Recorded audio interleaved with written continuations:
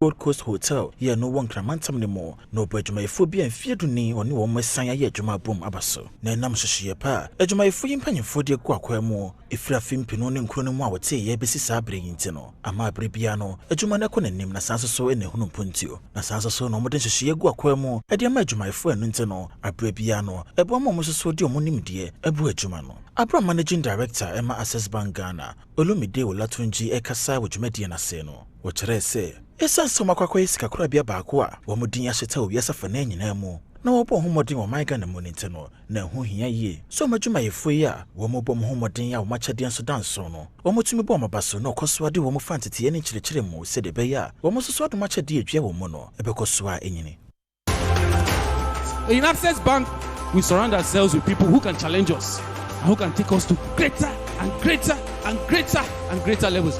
Those people we are celebrating tonight, those are people that have spent at least 10 years, etc. with the bank. And they are special people and they are here present. We want to say thank you to you. We cannot thank you enough. Some people say, what are you giving them?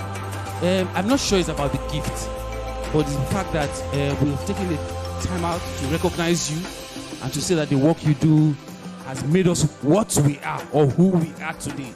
Enwechi opanyina oda human resource nano nana edu chamaten enso de abasobo ema adwumayefo yi se o mefra komapemu ne omo ye adwuma se na o hye wombo se Access Bank bekoso de abasobo ama adwumayefo a wo mo yire wo mo ho bom ho modin e wa adwuma ne mu.